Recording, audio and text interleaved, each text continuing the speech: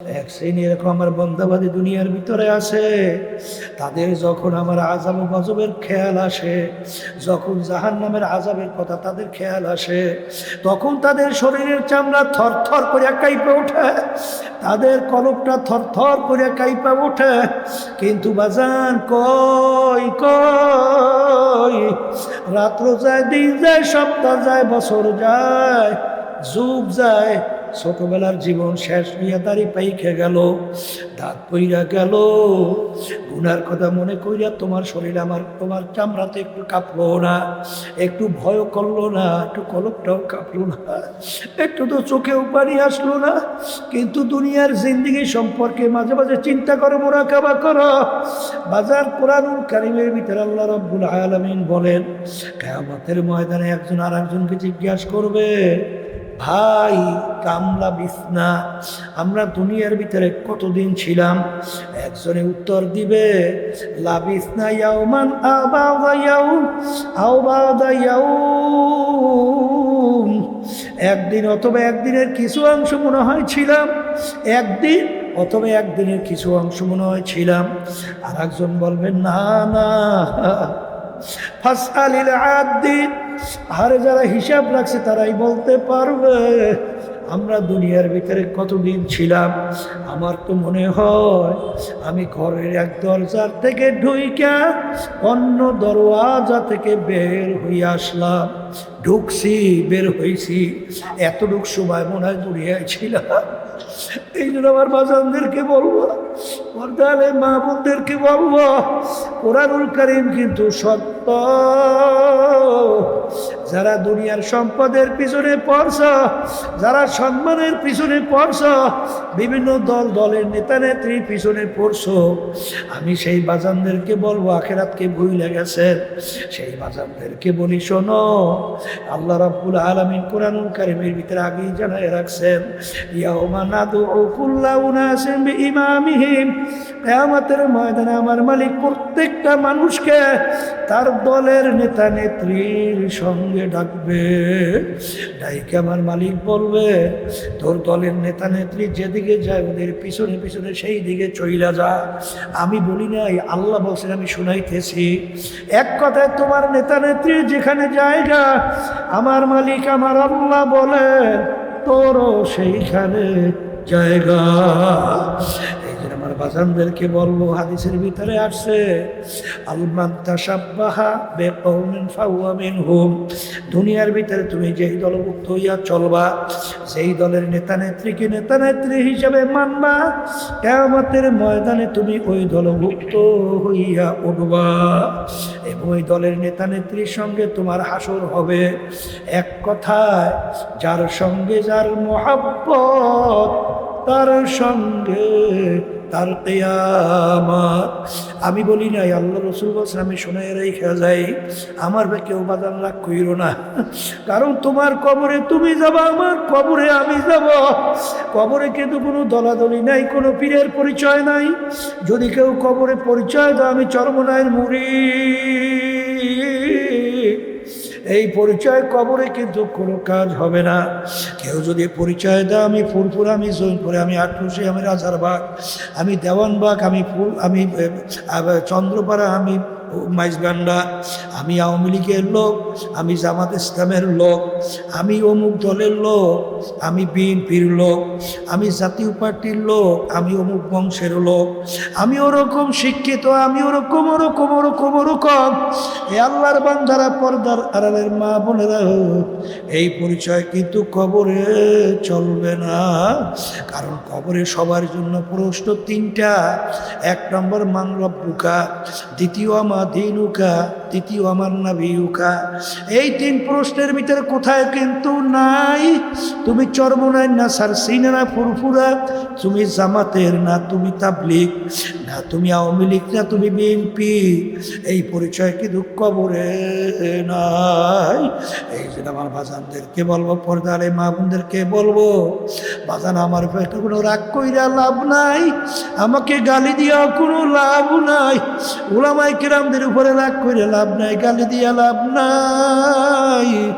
তোমার কবরের পুঁজি তুমি গুছাইয়া রওনা কর, কারণ নেকির পাল্লা যদি ভারী না কইরা যদি মৌতের বিছানায় শুইয়া বস, আমার মালিক বলবেন জাহান্নাম না দেখাইয়া মৌত কইরিও না। নাফরমান স্বপ্নের মতো দেখতে থাকবে, জাহান্নামের দরজাগুলা টাস টাস করে খুলে গেছে, জাহান্নামের আগুন দাউ দাউ করে জ্বলতেছে, জাহান্নামের সাপ বিশ্বগুলো ঘুরাইয়া ঘুরাইয়া তাকাইয়া থাকবে। আজরাইল আলাইহিস সালাতু ওয়াস সালাম আসবে, তার মাথা আসমানে পাও তার জমিনে, এক হাত মাশরিকে এক হাত মাগরিবে, দুনিয়া জোড়া তার শরীর। বাজার নীল রঙের মতো দিকের মতো দুইটা চক্ষু, সমস্ত শরীরের ভিতরে লম্বা লম্বা কালো কালো কতগুলো লম্বা পশম, প্রত্যেক পশমে গোড়া দিয়ে আগুনের সিদ্ধা বাইর হইতে থাকবে। এই অবস্থা দেখে নাফরমানের রূহ তো আর বের হতে চাবে না, আখারে 360টা মাকামের ভিতরে পালাপালি করবে।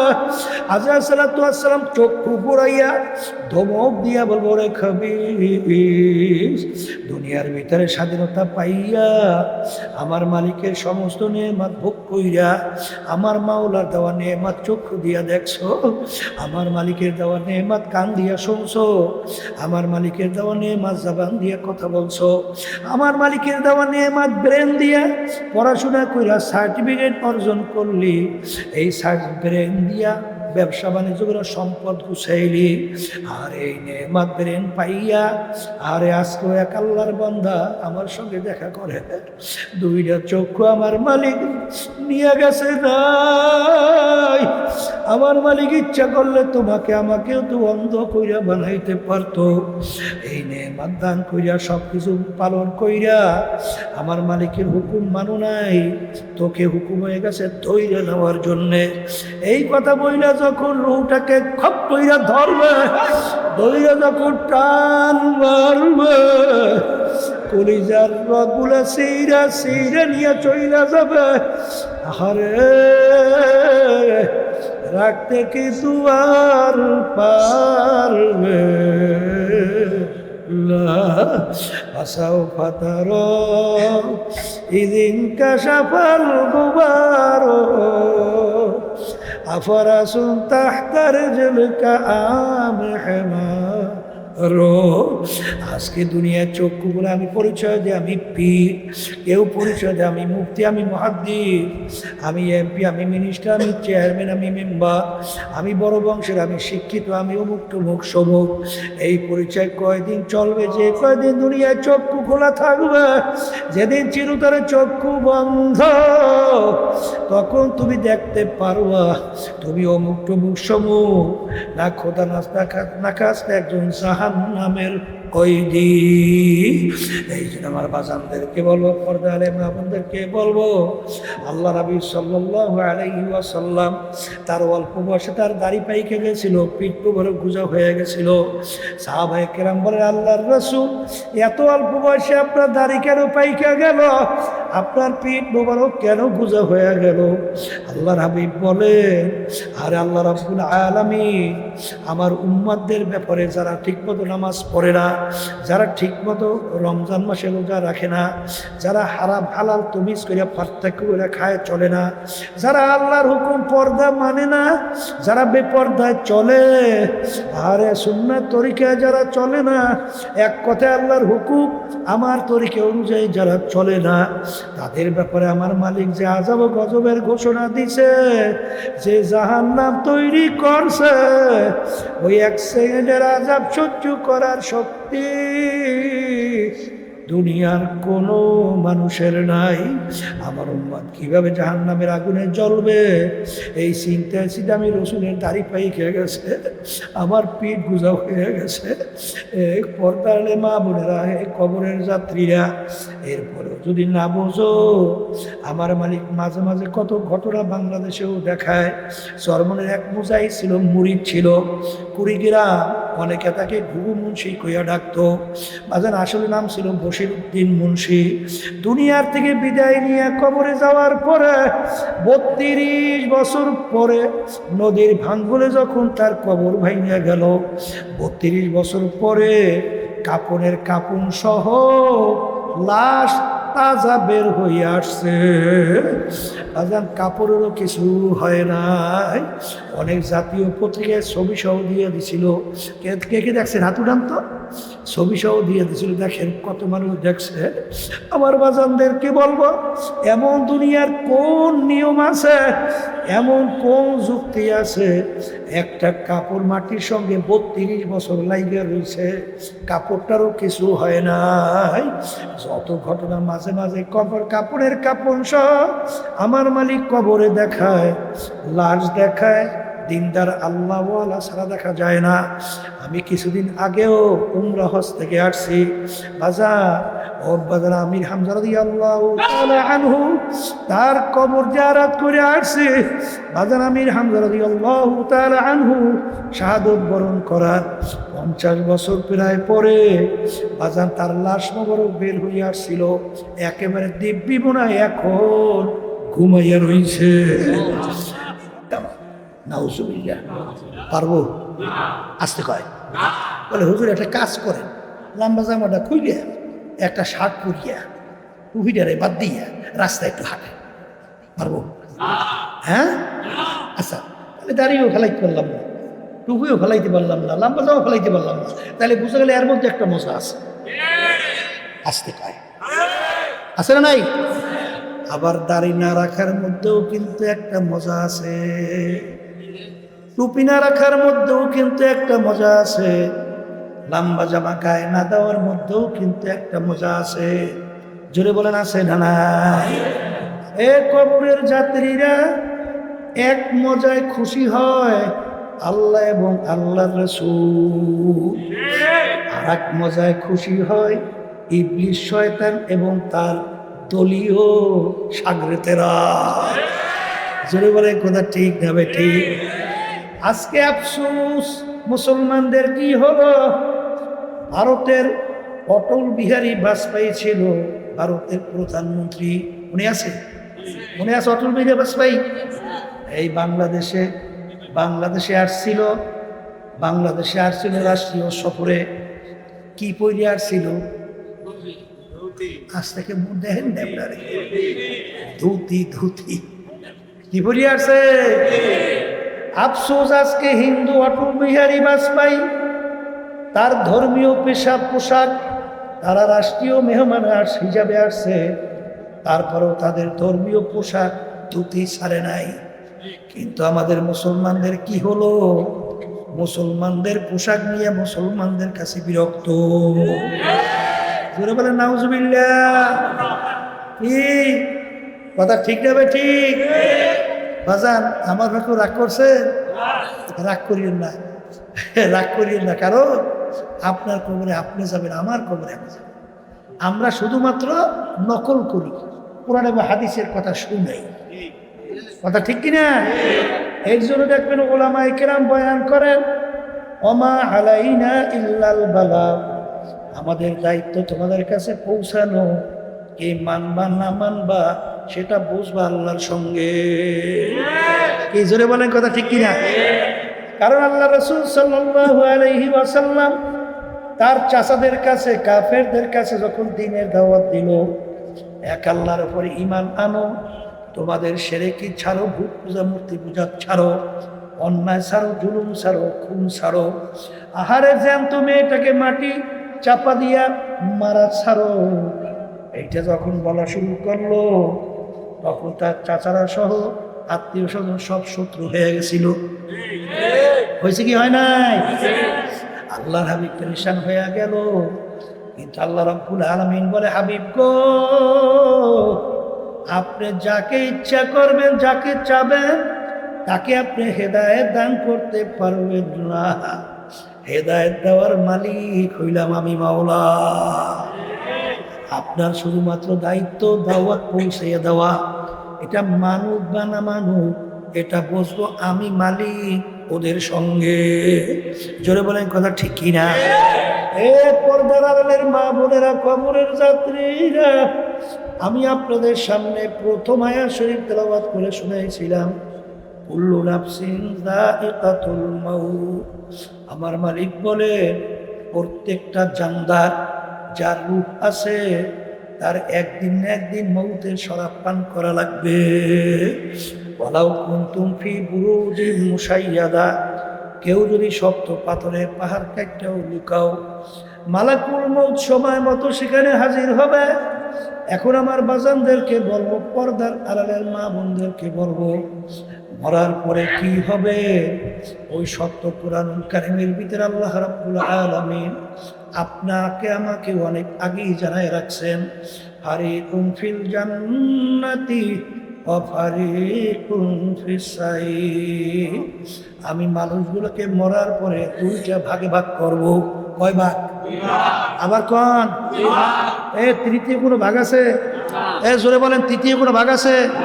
তাহলে মরার পরে ভাগ কয়টা? আমি বলি না, কোরআন কিন্তু আল্লাহ বলছেন, আমি শুনাইতেছি। কথা ঠিক কিনা? এই ফারিকুম ফিল জান্নাহ ওয়া ফারিকুম ফিস সাইর, এক শ্রেণীর এক দলকে আমি সাজাইয়া পড়াইয়া আমি ওদের জন্য এমন মেহমানখানা বানাইছি, যেই মেহমানখানার নাম হলো বেহেশত। আল্লাহ আপনি আমার জন্য, আমাদের সবার জন্য কবুল করে না। আল্লাহু আকবার। হে আল্লাহর বান্দারা, পর্দার মা বোনেরা, আমার মালিক তোমার আমার জন্য কেমন মেহমানখানা বেহেশত বানাইলেন। আমার মালিক আল্লাহ রাসূল সাল্লাল্লাহু আলাইহি ওয়াসাল্লাম বলেন, বেহেশত এমনভাবে আমার মালিক সাজাইছে, যা এত সুন্দর কেউ কোনোদিন চোখে দেখে নাই, কেউ কোনোদিন কানেও শোনে নাই, কেউ কোনোদিন কল্পনাও করতে পারে নাই। এরকম সুন্দর হতে পারে, তার চেয়েও সুন্দর, তার চেয়েও। আমি বলেন আল্লাহ রাসূল বলছেন। এখন এই জান্নাতে বেহেশতে কারা যাবে? আল্লাহ রাব্বুল আলামিন কুরআনুল কারীমের ভিতরে আগেই জানায় রাখছেন, ফাআম্মা মান সাকুলাত মাওয়াজিনুহু ফাহুয়া ফি ঈশাতির রাদিয়াহ ওয়া আম্মা মান খাফফাত মাওয়াজিনুহু ফাউম্মুহু হাবিয়া ওয়া মা আদরাকা মা হিয়া নারুন হামিয়া। আল্লাহ রাব্বুল আলামিন বলেন, কিয়ামতের ময়দানে মানুষগুলোকে আমি উঠাবো, উঠাইয়া তাদের আমলনামা তারি পাল্লায় দিয়া ওজন দেব। আমলনামা কিতে ওজন দেবে? মুখ খুলে বলেন, কে বলছেন? কে বলছেন? আল্লাহ রাব্বুল আলামিন বলে, তারি পাল্লায় দিয়ে ওজন দেওয়ার পরে যাদের নেকের পাল্লা ভারী হইয়া যাবে, তাদের জন্যই আমার মেহমানখানা বেহেশত রাইখা ঘোষণা দিলাম। সবাই বলেন আল্লাহুম্মা আমিন। আল্লাহ আপনি আমার জন্য, আমাদের সবার জন্য কবুল করে না। আর কিয়ামতের ময়দানে আমার মালিক আমলনামা দাড়ি পাল্লায় দিয়া ওজন দেবে। যাদের নেকের পাল্লা হালকা হবে, গুনার পাল্লা ভারী হবে, তাদের জন্য আমার মালিক শাস্তির জায়গা বানায় রাখছেন, যেই শাস্তির জায়গার নাম হলো জাহান্নাম। আল্লাহ আমাকে, আমাদের সবাইকে মাফ করে দেন। আল্লাহ, সেই জাহান্নাম কেমন শাস্তির জায়গা! আল্লাহ রাসূল সাল্লাল্লাহু আলাইহি ওয়াসাল্লাম বলেন, এত ভয়ানক, এত ভয়াবহ শাস্তির জায়গা কেউ কোনোদিন চোখে দেখে নাই, কানেও শোনে নাই, কল্পনাও আসে নাই, তার চেয়েও কঠিন, তার চেয়েও কঠিন। এই জন্য আমার বাজানদেরকে বলবো, বেহেশতে যাওয়ার জন্যই তো আমরা এখানে সবাই আসছি। কথা কয় না? এই বেহেশতে যাওয়ার আশায় আসছি না? আর জাহান্নাম থেকে বাঁচার জন্য আসছি না? তাহলে বেহেশতে যাওয়ার জন্য কি লাগবে বলেন? নেকামল ভারী লাগবে। বলেন, মুখ খুলে বলেন, কি লাগবে? কি লাগবে? নেকামল ভারী লাগবে। এখন মুসলমান বলতেই কিন্তু মন চায় নেকামল ভারী করবে, গুনাহ থেকে গুনাহ হালকা হবে, এরকম মন চায় কি চায় না? চাওয়ার পরেও কিন্তু বাজান আমরা অনেকেই কিন্তু পারি না। নেক আমলের চেয়ে গুনাহ বেশি হইয়া যায়। এই কথা কয় না? আছে না নাই? এই গুনাহ বেশি হওয়ার কারণ কি? আল্লাহ রাব্বুল আলামিন কোরআনুল কারীমের ভিতরে বলছেন, আল্লাযী ইউওয়াসওয়িসু ফী সুদুরিন নাস মিনাল জিন্নাতি ওয়ান নাস। কি এই সূরা পড়েন তো না পড়েন? কি পড়েন? এখানে আল্লাহ রাব্বুল আলামিন দুই ধরনের শত্রু বলছেন। কয় ধরনের? বলেন কয় ধরনের? বলেন এক ধরনের শত্রু জিন শয়তান, মুখ খুলে বলেন। আর এক ধরনের শত্রু হলো মানুষ শয়তান। কথা ঠিক? কোরআনুল কারীম অন্য আয়াত আল্লাহ বলছেন আর একটা শত্রু আছে ভয়াবহ, যে শত্রুর নাম হলো নফসে আম্মারা। আর একটা কি? এখন শয়তান সম্পর্কে আল্লাহ রাব্বুল আলামিন বলেন, ইন্না শাইতানা লাকুম আদুউন ফাত্তাখিযুহু আদুওয়া। শয়তান তোমাদের জাহের বাহের প্রকাশ্যে শত্রু। শয়তান আমাদের কি? আবার বলেন। কারণ আল্লাহর কাছে কসম কাটতে আসছে না শয়তান, যেই বনি আদমের উসিলায় তুমি আমাকে চিরতরে জাহান্নামের হুকুম দেছো, তোমার ইজ্জত ও জালালের কসম খাই আমি বলছি বনি আদমকে আমি জাহান্নামে না নিয়ে ছাড়বো না। জোরে করে নাউজুবিল্লাহ। এই যে কোরআনুল কারীমের ভিতরে আসছে শয়তান দুনিয়ার চাকচিক্যময়, এইটা আমাদের কাছে এমনভাবে উপস্থাপন করে চাকচিক্যময় কইরা আল্লাহ বলতেছেন, ওই চাকচিক্যময় দুনিয়া উপস্থাপনের কারণে তোমাদের তেল মন ওদিকে ঝুঁকে যায়। জোরে বলেন কথা ঠিক না বেটি? এই জন্য এই শয়তান শত্রু থেকে আমাদের বাঁচা লাগবে না? আসতে কয় লাগবে। এখন এই জিন শয়তান থেকে বাঁচার জন্য এই অস্ত্র হাতিয়ার যন্ত্র কি, অনেকে তো মনে করেন এই বিভিন্ন কায়দায় চিন্তা, কিন্তু আল্লাহ রাসূল সাল্লাল্লাহু আলাইহি ওয়াসাল্লাম বলেন, এই জিন শয়তানের হাতিয়ার থেকে অস্ত্র মানে শয়তান থেকে বাঁচার জন্য অস্ত্র হাতিয়ার যন্ত্র হলো আল্লাহর জিকির। সবাই জোরে বলেন সুবহানাল্লাহ। কার জিকির? আমি বলছি না, আল্লাহ রাসূল বলছেন, আর শয়তানু জাসিমিন আলা কলবি বানি আদম ফাইদা যাকারাল্লাহ খানাসা ওয়া ইযা গাফালা ওয়াসওয়াসা। তাহলে জাকিরিনের কলবের ভিতরে শয়তান থাকতে পারে না। আল্লাহর জিকিরের মাধ্যমে শয়তান কলব থেকে দূর হয়। কোরআনুল কারীমে আল্লাহর জিকির, নামাজও আল্লাহর জিকির, আমরা যে জবানে জিকির করি এটাও আল্লাহর জিকির। কথা ঠিক না? ঠিক। এই জিকিরের মাধ্যমে কলব থেকে শয়তান কি হয়? আবার কোন? তাহলে আল্লাহর জিকির করা লাগে, জোরে কোন লাগবে? নাহলে জিন শয়তান থেকে বাঁচা যায় না। এখন মানুষ শয়তান থেকে বাঁচবেন কেমনে? কোরআনুল কারীম তেলাওয়াত করলে মানুষ শয়তান আপনার স্ত্রী হইতে পারে, আপনার বন্ধু হইতে পারে, আপনার দলের নেতা নেত্রীরাও হতে পারে। বলে হুজুর তা কেমন? এক কথায় যে আপনাকে গুনার ব্যাপারে উদ্বুদ্ধ করে, গুনার ব্যাপারে সে যে হোক সে হলো মানুষ শয়তান। এক শ্রেণীর আছে না, এই ঘরের ভিতরে আল্লাহর বান্দিরা এই আছে না নাই, বলে টেলিভিশন যদি ঘরে না আনো তোমার ঘরে ভাতই খাবো না। তিন শ্রেণীর মানুষদেরকে দিকে আল্লাহ রাব্বুল আলামিন সহিহ হাদিস বুখারী শরীফ আল্লাহর রহমতের নজরে তাকাবে না। কয় শ্রেণীর? আবার জোরে বলেন। এর ভিতরে এক শ্রেণী হল যারা টাকনো গিরার নিচে পুরুষ কাপড় পরবে। টাকনো গিরার নিচে যেই পুরুষ কাপড় পরবে তাদের দিকে আল্লাহ রাব্বুল আলামিনের রহমতের নজরে কিয়ামতের ময়দানে তাকাবে না। কিন্তু আমি বলি নেই, আল্লাহ রাসূল সাল্লাল্লাহু আলাইহি ওয়াসাল্লাম বলছেন। এখন আমার বাজানদেরকে বলবো, শুনেন, কোনটা ফরজ, কোনটা ওয়াজিব, কোনটা সুন্নাত, কোনটা সুন্নাতে মুস্তাহাব্বা, কোনটা হারাম, কোনটা মাকরুহ তাহরিমা, কোনটা মাকরুহ তানজিহ, এটা আমাদের জানতে হবে। ফরজকে ফরজের জায়গায় রাখতে হবে, ওয়াজিবকে ওয়াজিবের জায়গায় রাখতে হবে, সুন্নাতকে সুন্নাতের জায়গায় রাখতে হবে। কেউ যদি সুন্নাতকে আমরা ফরজের জায়গায় রাখি, আবার ফরজকে যদি সুন্নাতের চেয়েও গুরুত্ব কম দেই, তাহলে এটা কি দিনের ভিতরে গুলু না? কথা বলে না? আর পরিষ্কার সবাই একমত, গুলু ফিদ্দিন হারাম। গুলু ফিদ্দিন কি? জোরে বলেন। মানে দিনের ভিতরে বাড়াবাড়ি করা, যেটা স্থানে সেখানে না রাইখা আর এক জায়গায় রাইখা সেটাকে বাড়াবাড়ি করা, এইটার নাম বলা হয় গুলু ফিদ্দিন। এটা কিন্তু হারাম। কথা ঠিক কিনা? আমার বাজানদেরকে বলবো, শোনে, কেউ রাগ করবেন না। আপনার খবরে আপনি যাবেন, আমার খবরে আমি যাব। আপনার খবরে প্রশ্ন উত্তর আপনি দেবেন, আমার খবরে প্রশ্ন উত্তর আমি দেব। আল্লাহ এবং আল্লাহ রসুল সাহাবাই কেরামদের রাস্তা ছাড়া, আমল ছাড়া জান্নাতে যাওয়া যায়? যাওয়া যাবে? যাবে যাবে? তাহলে আল্লাহ রসুল সাল্লাল্লাহু আলাইহি ওয়াসাল্লাম কি পোশাক পরছেন? এক শ্রেণী আমার বাজানরা আছে, এরা কিন্তু ফুল প্যান্ট পরে টাকনি বিরিয়ার নিচে পড়ে। কি আছে না নাই? এইটা কি কোনো আয়ের দোষ মনে করে না? এটা কি হারাম না হালাল না সুন্নাত না ওয়াজিব? আসতে কয় এটা কিন্তু হারাম।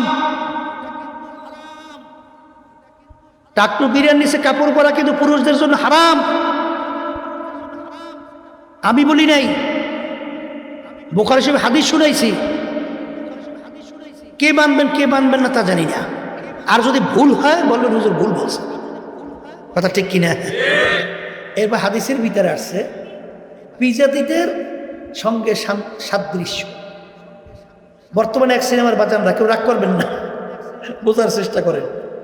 শোনেন, আপনার ইসলামের যে পোশাক, তাকওয়া পরহেজগারী পোশাক, এইটা আপনার কাছে ভালো লাগে না।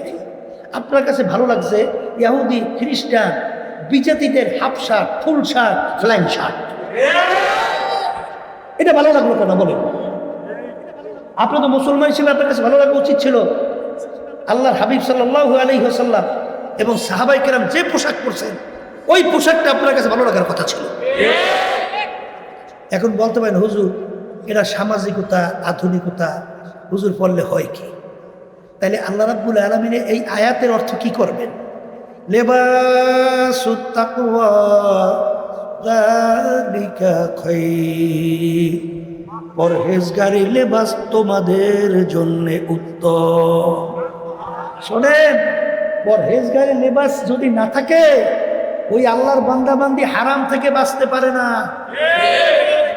তাহলে হুজুর তা কেমন? এখনই প্রমাণ দেই, বুঝবেন। এই এক মুষ্টি পরিমাণ দাড়ি লম্বা করে রাখা কি সুন্নাত? সুন্নাত বলেন, আমালান ওয়াজিব। কথা ঠিক না? ঠিক। আচ্ছা, রাখছেন এক মুষ্টি পরিমাণ দাড়ি, আলহামদুলিল্লাহ। ১৬ লক্ষ সাহাবায়ে কেরামদের ইতিহাস, এক মুষ্টির উপরে দাড়ি ছাড়ছে বা কামাইছে একজন সাহাবার ইতিহাস আমরা পাই নাই, শুনিও নাই, জানিও নাই। যদি আল্লাহর রাস্তায় কেউ পাইয়ে থাকে আমাদেরকে জানাবেন, আমরা পাই নাই। তাহলে আল্লাহ রসুল বলেন তুলুল লিহিয়া, তোমরা দাড়িকে লম্বা করো, কাসরু সওয়ারে, মুখকে খাটো করো। কথা ঠিক না? আচ্ছা, আপনি এক মুষ্টি করে দাড়ি লম্বা করছেন, চুল রাখবেন কিভাবে রাখবেন? বলেন ৩ প্রকারের এক প্রকার। এই কান্দা পর্যন্ত লম্বা, কানের লতি পর্যন্ত লম্বা, সাউহু, সব দিক দিয়ে সমান করে দেওয়া। এই ৩ প্রকারে এক প্রকার সুন্দর। কথা ঠিক কিনা? রাখছেন আপনি ৩ প্রকারে এক প্রকার চুল। এরপরে টুপি মাথায় রাখা কি? কথা বলে, টুপিটা কেমন হবে? বলে বিজাতিদের সাদৃশ, মানে যেটাকে ক্যাপ বলে ওরা, ক্যাপ। এইটা না হইলে যে টুপি আপনি পরবেন ওটা সুন্নাত আদায় হবে। তবে হাদিসের মধ্যে আসছে পাতহা, অর্থাৎ লাইগা থাকা। মাথা কি গোল? মাথা কি গোল? আমরা পাঁচতালি কেন দেই? হাকিমুল উম্মাত আশরাফ আলী থানভী রহমাতুল্লাহি আলাইহি তিনি দেখলেন মাথা গোল, বল কি গোল। বল গোল করতে হলে কি লাগে? তালি তো লাগে না? তালি না দিলে বল গোল হয়? তাইলে এখন মাথাও গোল। হাদিসের ভিতরে আছে বাতহা, মাথার সঙ্গে লাইগা থাকা। এখন তালি দিয়া গোল করতে হইলে এখন দেব তো ঠিক তালি, তাহলে 5টাই নেই। কারণ ইসলামের বেনা কয়টা? 5টা। তাহলে ইসলামের মূল ভিত্তি 5টা, এটাও মনে থাকলো। আর টুপিও সুন্দর মতো সুন্নাত এর উপরে পুরোপুরি আমল হইল। এছাড়াও অন্য টুপি বিজাতিদের না হইলেই সেটা মাথায় দিলে সুন্নাত আদায় হবে। কথা ঠিক না? ঠিক। রাখছেন টুপি, পাগড়ি বান্ধা কি? হ্যাঁ, আলহামদুলিল্লাহ। দেশেন পাগড়ি বান্ধিয়া মাথায়। লম্বা জামা গায়ে দাও কি? হাদিসের ভিতরে আছে নিসফু সা, হাঁটু গিরা মাঝ বরাবর লম্বা। রাখছেন আপনি লম্বা জামা। এখন পুরো আপনার 3.5 হাত বডিটা কি সুন্নতের দ্বারা সাজানো হয়েছে না? আচ্ছা, সাজানোর পরে এই পাগড়ি বাইন দিয়া, দাড়ি রেখা, লাম্বা জামা গাই দিয়া আপনি সিনেমা হলের ভিতরে ঢুকে সিনেমা দেখতে পারবেন কিনা কিনা? আসতে কয় পাগড়ি টাগড়ি বাইন দিয়া, লম্বা জামা পরিয়া, দাড়ি সুন্নতি রাইখা সিনেমা হলে যাওয়া যায় না? যদি কেউ এই সুরাতে সিনেমা হলে যায়, তাই সিনেমা দেখার একদল নাই? আছে আছে। ওরা বলবে এই বেটা, এই তুই তো হুজুর মানুষ, এই তুই সিনেমা এসে কথা বলে না। তুই সিনেমা দেখতে মনে করছেন আমাদের মন চায় না? আসতে কয় ও তোমার মন চায়, আমার বুঝি মন চায় না? এই মেয়েদের সঙ্গে আড্ডা মারতে তোমার মন চায়, আমার মন চায় না? পাগলামি মনে করছেন নাকি? চিত্ত বিনোদন এটা আপনার মন চায়, আমার মন চায় না? মন চাইলেও এই সুন্নাতের বরকতে আল্লাহ রাব্বুল আলামিন হারাম থেকে ফিরে রাখে। এই সুন্নতি পোশাক যদি আমি 3.5 হাত বলিতে সাজান, ইচ্ছা করলেই রাস্তায় যে কোনো একটা মেয়ের সঙ্গে ডলাডলি আসে ধাক্কাধাক্কি করতে পারে? আচ্ছা, ভালো করে বুঝছেন পারে? যদি এই কেউ কেউ পরে রাস্তার মধ্যে, তখন এই হুজুর মানুষ, এই কাজটা করো কি মেয়েদের সঙ্গে আড্ডা মারতে মন চায় না? বিভিন্ন জায়গায় পার্ক দেখবেন, যাইয়া পার্ক ও এখন কুত্তায়ও পারে না, হ্যাঁ ও সারাইছে কথা কয় না। জোরে বলেন কথা ঠিক না বেটি? কেউ রাগ করবে না, বোঝার চেষ্টা করে। আবার বাজানদেরকে বলি, তবে মন চাইলেও সুন্নাতের বরকতে আল্লাহ হারাম থেকে বাঁচাইয়া রাখে। এই যার মাথায় টুপি থাকবে, লম্বা জামা গায়ে থাকবে, সুন্নতি পোশাক থাকবে, সে কোনোদিন ঘুষ খেতে পারে না। তখন তার ভিতর থেকে বাধা আসবে, হ্যাঁ তুই কাজটা করো। আর হাদিসের ভিতরে আল্লাহ রাসূল সাল্লাল্লাহু আলাইহি ওয়াসাল্লাম বলছেন, রাশি ওয়াল মুরতাশি কিলাহুমা ফিন্নার, ঘুষ দেওয়ান্যা ঘুষ নেওয়ান্যা দুটোটা জাহান্নামী। আমি বলি নাই, আল্লাহ রাসূল সাল্লাল্লাহু আলাইহি ওয়াসাল্লাম বলছেন, আমি শুনাইতেছি। এই বর্তমানে দেখেন না ঘুষের কায়দাটা কি, এই হারামের কায়দাটা কি? কিছুদিন আগে এই শেখ হাসিনা পালাইল না, কথা কয় না? কি বলছিল আমার প্রিয়, হ্যাঁ বলে 400 কোটি টাকার মালিক, হেলিকপ্টার ছাড়া চলি না। কি জোরে বলে কথা ঠিক হবে? তাহলে একটা পিওর বেতন কত? 400 কোটি টাকার মালিক হয়েছে। এই আল্লাহ রাসূল সাল্লাল্লাহু আলাইহি ওয়াসাল্লাম বলে, যেই হারাম মালের দ্বারা রক্ত এবং গোশত তৈরি হবে তার জায়গা জাহান্নাম ছাড়া হবে না। এ মুসলমান, কষ্ট হইতে আছে, কঠিন মনে হইতেছে না? কঠিন না? কিন্তু আসলে এই নিয়ম অনুযায়ী যে চলতে পারেন, দেখবেন এর আরামের কোনো শেষ না।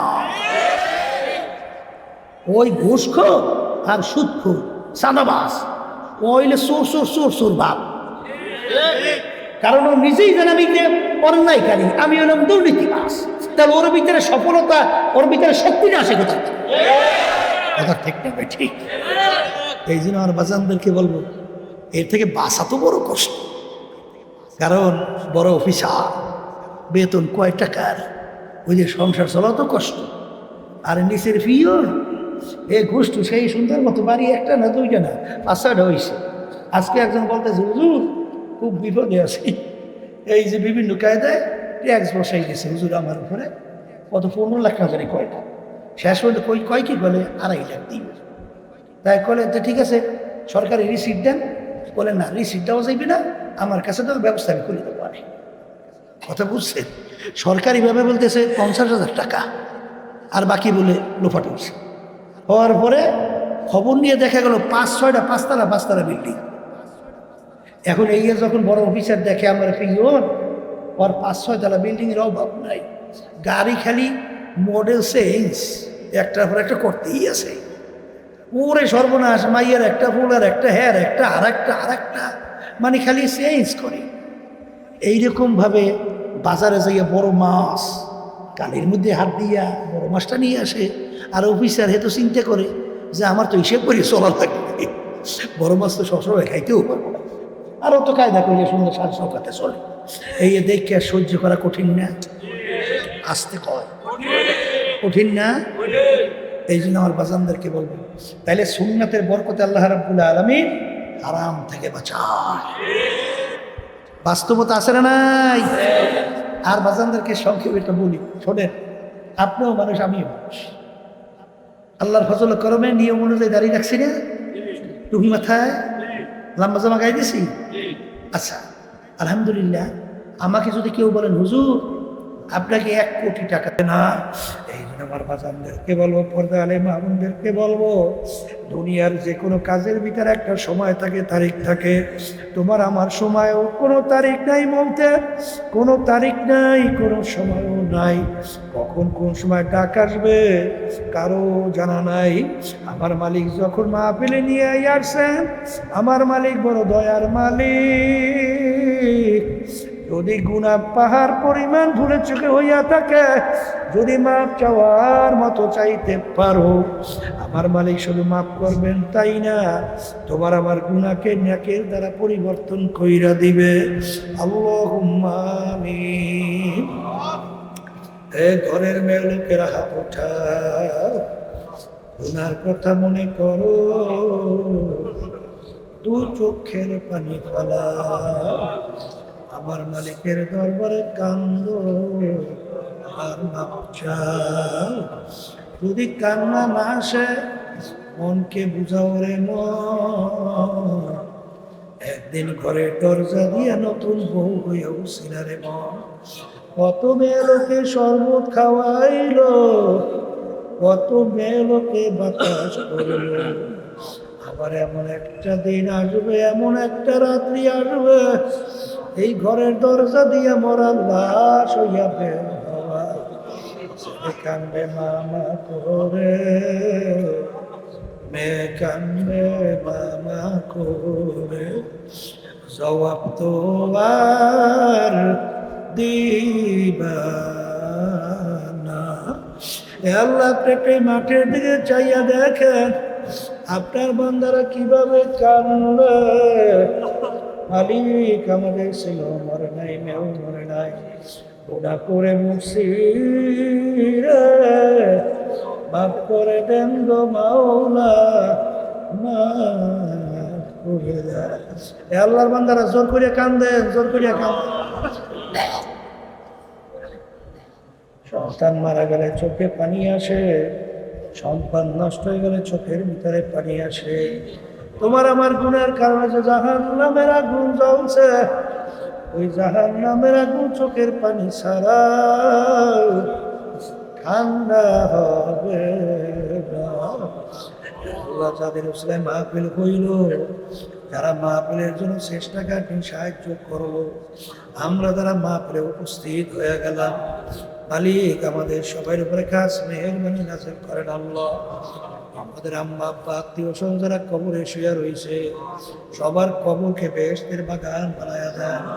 سبحان ربك رب العزة عما يصفون وسلام على المرسلين والحمد لله رب العالمين.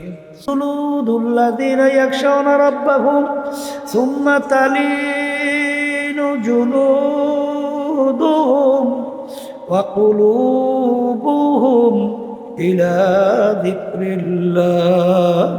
এক শ্রেণী এরকম আমার বন্দাবাদী দুনিয়ার ভিতরে আছে, তাদের যখন আমার আযাব ও গজবের খেয়াল আসে, যখন জাহান্নামের আযাবের কথা তাদের খেয়াল আসে, তখন তাদের শরীরের চামড়া থরথর করে কাঁপে ওঠে, তাদের কলবটা থরথর করে কাঁপে ওঠে।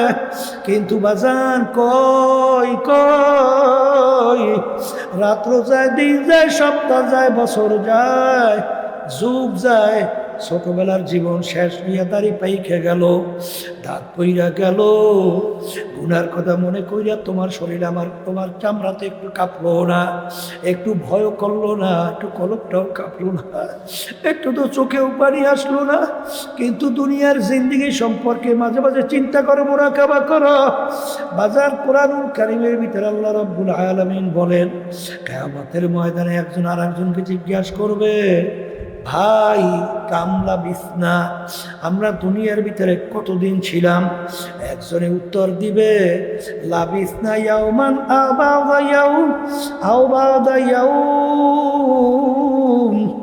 একদিন অথবা একদিনের কিছু অংশ মনে হয় ছিলাম, একদিন অথবা একদিনের কিছু অংশ মনে হয় ছিলাম।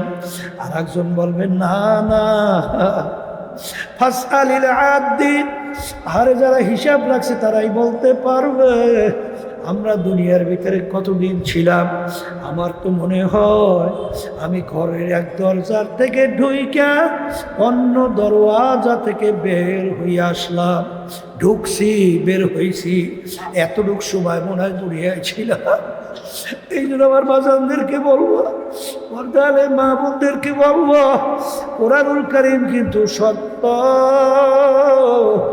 যারা দুনিয়ার সম্পদের পিছনে পড়ছ, যারা সম্মানের পিছনে পড়ছ, বিভিন্ন দলের নেতা নেত্রীর পিছনে পড়ছো, আমি সেই বাজানদেরকে বলবো আখিরাতকে ভুলে গেছেন। সেই বাজানদেরকে বলি শোনো, আল্লাহ রাব্বুল আলামিন কোরআনুল কারীমের ভিতরে আগেই জানায় রাখছেন, ইয়াউমা নাদউ কুল্লা উনাসিন বিইমামিহিম, কিয়ামতের ময়দানে আমার মালিক প্রত্যেকটা মানুষকে তার দলের নেতা নেত্রীর সঙ্গে ডাকবে। ডাইকে আমার মালিক বলবে, তোর দলের নেতা নেত্রী যেদিকে যায় ওদের পিছনে পিছনে সেই দিকে চইলা যা। আমি বলি নাই, আল্লাহ বলছেন, আমি শুনাইতেছি।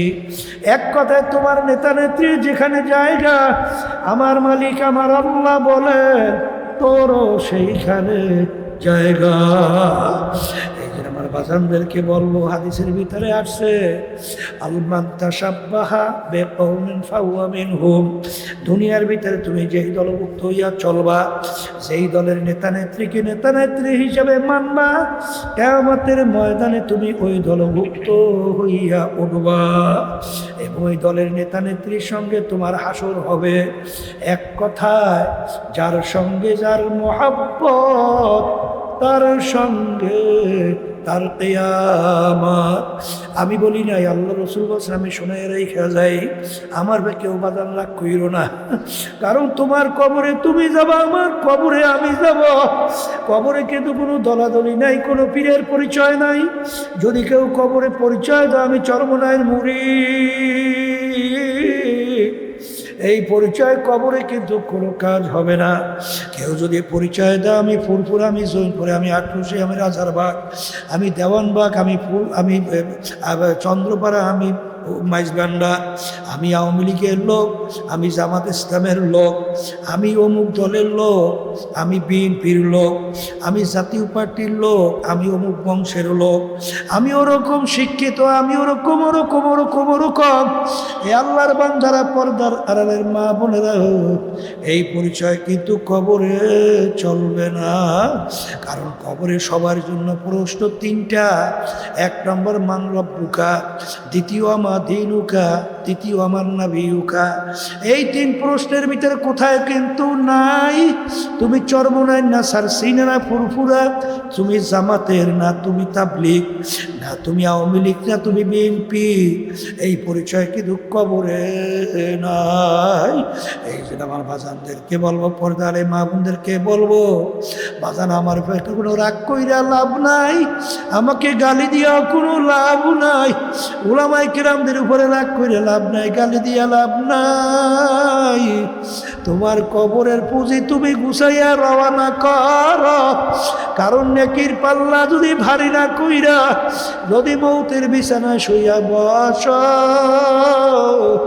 আমার মালিক বলবেন জাহান্নাম না দেখাইয়া মৌত কইরো না। নাফরমান স্বপ্নের মতো দেখতে থাকবে, জাহান্নামের দরজাগুলা টাস টাস করে খুলে গেছে, জাহান্নামের আগুন দাউ দাউ করে জ্বলতেছে, জাহান্নামের সাপ বিশ্বগুলো ঘুরাইয়া ঘুরাইয়া তাকাইয়া থাকবে। আজরাইল আলাইহিস সালাতু ওয়াস সালাম আসবে, তার মাথা আসমানে, পাও তার জমিনে, এক হাত মাশরিকে এক হাত মাগরিবে, দুনিয়া জোড়া তার শরীর। বাজার নীল রঙের মতো, দিঘির মতো দুইটা চক্ষু, সমস্ত শরীরের ভিতরে লম্বা লম্বা কালো কালো কতগুলো লম্বা পশম, প্রত্যেক পশমে গোড়া দিয়ে আগুনের সিদ্ধা বাইর হইতে থাকবে। এই অবস্থা দেখে না পার মানে রোদ তো আর বের হতে চাবে না। আখারে 360টা মাকামের ভিতরে পালাপালি করবে। আজরাইল সালাতু আসসালাম চক্ষু পোড়াইয়া ধমক দিয়া বলবো, রে খাবিস, দুনিয়ার ভিতরে স্বাধীনতা পাইয়া আমার মালিকের সমস্ত নেয়ামত ভোগ কইরা, আমার মাওলার দেওয়া নেয়ামত চক্ষু দিয়া দেখছো, আমার মালিকের দেওয়া নেয়ামত কান দিয়া শুনছো, আমার মালিকের দেওয়া নেয়ামত জবান দিয়া কথা বলছো, আমার মালিকের দেওয়া নেয়ামত ব্রেন দিয়া পড়াশোনা কইরা সার্টিফিকেট অর্জন করলি, এই ব্রেন দিয়া ব্যবসা বাণিজ্য করে সম্পদ গুছাইলি, আর এই নেয়ামত ব্রেন পাইয়া আরে আজকে এক আল্লাহর বান্দা আমার সঙ্গে দেখা করে, দুইটা চক্ষু আমার মালিক নিয়ে গেছে নাই। আমার মালিক ইচ্ছা করলে তোমাকে আমাকেও তো অন্ধ কইরা বানাইতে পারতো। এই নেয়ামত দান কইরা সবকিছু পালন কইরা আমার মালিকের হুকুম মানো নাই, তোকে হুকুম হয়ে গেছে ধৈর্য নেওয়ার জন্যে। এই কথা বইলা যখন রুহটাকে খপ কইরা ধরবে, ধৈর্য যখন টান মারবে, কলিজার রগগুলা সেইরা সেইরা নিয়ে চইলা যাবে। আরে রাখতে কি দুয়ার পারবে আসাও ফাতার ইদিন কাশাফাল গুবার আফরাসুন তাহতার জলকা আম হেমা রো। আজকে দুনিয়ার চক্ষুগুলো আমি পরিচয় দিই আমি পীর, কেউ পরিচয় দেয় আমি মুফতি, আমি মুহাদ্দিস, আমি এমপি, আমি মিনিস্টার, আমি চেয়ারম্যান, আমি মেম্বার, আমি বড় বংশের, আমি শিক্ষিত, আমি অমুক তমুক সমুক। এই পরিচয় কয়দিন চলবে? যে কয়দিন দুনিয়ায় চক্ষু খোলা থাকবে। যেদিন চিরতরে চক্ষু বন্ধ, তখন তুমি দেখতে পারবা তুমি অমুক তমুক সমুক, না খোদা না খাস্তা একজন জাহান্নামের কয়দি। এই জন্য আমার বাজানদেরকে বলবো, পর্দা আলেম আপনাদেরকে বলবো, আল্লাহ নবী সাল্লাল্লাহু আলাইহি ওয়াসাল্লাম তার অল্প বয়সে তার দাড়ি পাইকে গেছিল, পিঠ বড় গুজা হয়ে গেছিল। সাহাবায়ে কেরাম বলে, আল্লাহর রাসূল এত অল্প বয়সে আপনার দাড়ি কেন পাইকে গেল, আপনার পিঠ মোবারক কেন গুজা হয়ে গেল? আল্লাহর হাবিব বলে, আরে আল্লাহ রাব্বুল আলামিন আমার উম্মতদের ব্যাপারে যারা ঠিকমতো নামাজ পড়ে না, যারা ঠিকমতো রমজান মাসে রোজা রাখে না, যারা হারাম হালাল তমিজ করে পার্থক্য করে খায় চলে না, যারা আল্লাহর হুকুম পর্দা মানে না, যারা বেপর্দায় চলে, আরে সুন্নাত তরিকায় যারা চলে না, এক কথায় আল্লাহর হুকুম আমার তরিকা অনুযায়ী যারা চলে না, তাদের ব্যাপারে আমার মালিক যে আযাব ও গজবের ঘোষণা দিছে, যে জাহান্নাম তৈরি করছে, ওই এক সেকেন্ডের আযাব সহ্য করার শক্তি দুনিয়ার কোনো মানুষের নাই। আমার উম্মত কিভাবে জাহান্নামের আগুনে জ্বলবে, এই চিন্তায় চিন্তা আমি রসুলের দাড়ি পাই খেয়ে গেছে, আমার পিঠ গুজা হয়ে গেছে। এই পর্দালে মা বোনেরা, এই কবরের যাত্রীরা, এরপরেও যদি না বোঝো, আমার মালিক মাঝে মাঝে কত ঘটনা বাংলাদেশেও দেখায়। চরমনের এক মুজাহিদ ছিল, মুরিদ ছিল, কুড়িগ্রাম, অনেকে তাকে ঘুঘু মুন্সি কইয়া ডাকতো। বাজান আসলে নাম ছিল বশির উদ্দিন মুন্সি। দুনিয়ার থেকে বিদায় নিয়ে কবরে যাওয়ার পরে 32 বছর পরে নদীর ভাঙ্গলে যখন তার কবর ভাঙিয়া গেল, 32 বছর পরে কাপনের কাপন সহ লাশ তাজা বের হয়ে আসছে। বাজান কাপড়েরও কিছু হয় নাই। অনেক জাতীয় পত্রিকায় ছবি সহ দিয়ে দিছিল, কে কে দেখছেন হাত উঠান তো, ছবি সহ দিয়ে দিছিল, দেখেন কত মানুষ দেখছে। আমার বাজানদেরকে বলবো, এমন দুনিয়ার কোন নিয়ম আছে, এমন কোন যুক্তি আছে, একটা কাপড় মাটির সঙ্গে 32 বছর লাইগা রয়েছে, কাপড়টারও কিছু হয় নাই। যত ঘটনা মাঝে মাঝে কাপড়ের কাপড় সহ আমার মালিক কবরে দেখায়, লাশ দেখায়, দিনদার আল্লাহওয়ালা ছাড়া দেখা যায় না। আমি কিছুদিন আগেও উমরা হজ থেকে আসছি বাজার, ওর বাজার আমির হামজা রাদিয়াল্লাহু তাআলা আনহু তার কবর জিয়ারত করে আসছি। বাজার আমির হামজা রাদিয়াল্লাহু তাআলা আনহু শাহাদত বরণ করার 50 বছর প্রায় পরে বাজার তার লাশ মোবারক বের হয়ে আসছিল, একেবারে দিব্যি বোনায় এখন ঘুমাইয়া রইছে।